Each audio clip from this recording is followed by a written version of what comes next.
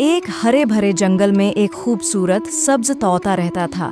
وہ بہت میٹھا بولتا تھا اور اپنی خوبصورتی پر بڑا فخر کرتا تھا۔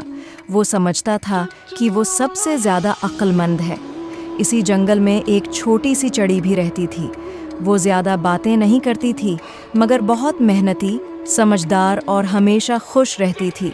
ایک دن طوطے نے چڑی سے کہا کہ میں بہت خاص ہوں، سب لوگ مجھے پسند کرتے ہیں۔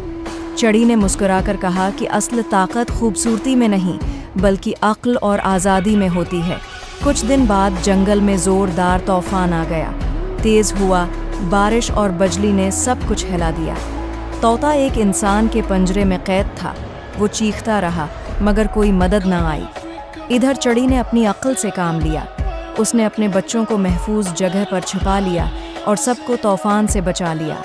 طوفان کے بعد پنجرہ ٹوٹ گیا اور طوطا آزاد ہو گیا، مگر وہ کمزور اور شرمندہ تھا۔